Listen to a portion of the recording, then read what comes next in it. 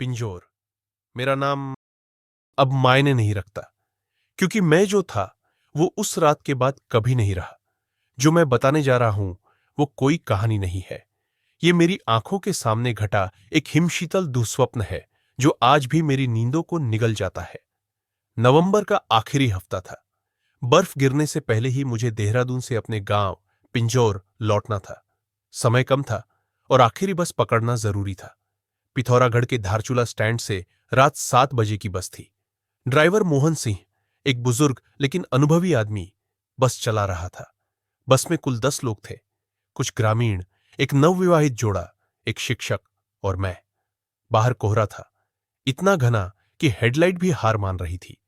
पहाड़ी सड़कें सांप की तरह बल खा रही थी और नीचे सिर्फ खाई थी। सब कुछ सामान्य लग रहा था जब तक हम जंगल वाले हिस्से में नहीं पहुंचे। करीब 8:45 पर मोहन ने अचानक ब्रेक मारी। मैं झटके से जागा।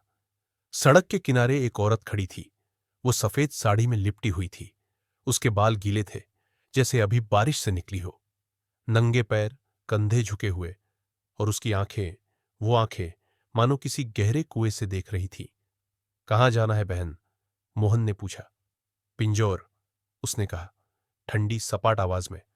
वो चुपचाप बस में चढ़ी और सबसे पीछे वाली सीट पर जाकर बैठ गई। एक अजीब सी ठंड बस में फैल गई। बिना किसी खिड़की के खुले होने के हमें एक गंध महसूस होने लगी, गीली लकड़ी की सड़ी हुई सी गंध। एक बुजुर्ग यात्री, बिशन चाचा, कांपते हुए बोले, फिर वही है, वो लौट आई है। मैंने पूछा, कौन? उन्होंने जवाब नहीं दिया, बस कान पकड़कर बुदबुदाते रहे। हम अब उस हिस्से में थे जिसे स्थानीय लोग शापित मोड़ कहते हैं। चारों ओर घना जंगल था और हवा बिल्कुल बंद। तभी इंजन ने आवाज की, खरखराहट, फिर सन्नाटा। बस रुक गई। मोहन ने चाबी घुमाई। कुछ नहीं। फिर से कुछ नहीं।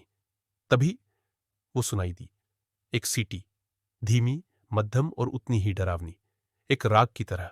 लेकिन ऐसा लगा जैसे हर सुर में कोई कराह रही हो, जैसे आत्मा खुद अपने मरने की धुन बजा रही हो। बिशन चाचा फुसफुसाए, सीटी आ गई, अब कोई नहीं बचेगा। डर के मारे मेरे हाथ कांपने लगे। मैंने साहस करके रियर व्यू मिरर में देखा। वो औरत अब वहां नहीं थी। सीट खाली थी। मैंने झट से मुड़कर पीछे देखा। कोई नहीं। पर दरवाजा नहीं खुला था। कोई उतरा नहीं था। सब दरवाजे बंद थे। तभी मैंने देखा गीले पैरों के निशान बस के फर्श पर। वो पीछे से आगे आ रहे थे। हर कदम पर पानी टपक रहा था। निशान एक एक करके मेरी तरफ बढ़ रहे थे। ड्राइवर मोहन भी जम चुका था। उसने धीरे से कहा, कुछ है बस में। हमने सभी को उतरने के लिए कहा। कुछ लोग चिल्लाए, कुछ दरवाजे पीटने लगे, लेकिन दरवाजे अपने आप लॉक हो चुके थे। तभी वो फिर दिखी। वो औरत बस के बीच में खड़ी थी, पर अब उसका चेहरा साफ दिख रहा था, बिल्कुल स्याह, बिना आंखों के, बस गड्ढे। मुंह इतना बड़ा जैसे चिल्लाने के लिए बना हो। वो चुपचाप खड़ी रही, फिर धीरे धीरे सीटी बजाने लगी। उसकी उंगलियां खून से लथपथ थीं। एक यात्री बेहोश हो गया। एक महिला चीखने लगी, लेकिन आवाज बाहर नहीं जा रही थी, जैसे बस अब इस दुनिया से अलग हो चुकी थी। औरत ने मुंह खोला, और मैं कसम खाता हूं, उसके अंदर सैकड़ों चेहरों की चीखें थीं। मैंने बस की खिड़की तोड़कर छलांग लगाई। मेरे पीछे 2 लोग और कूदे। हम 3 लोग किसी तरह उस शापित जंगल से भागे। सुबह जब लोग वहां पहुंचे, बस जंगल के बीचों बीच खड़ी थी। दरवाजे खुले, इंजन बंद, कोई यात्री नहीं। पर आखिरी सीट पर एक गीला सफेद साड़ी का टुकड़ा था, और ड्राइवर की सीट पर खून से लिखा हुआ, अभी एक सीट खाली है। मैं जिंदा हूं, लेकिन रात को अकेला नहीं सो पाता।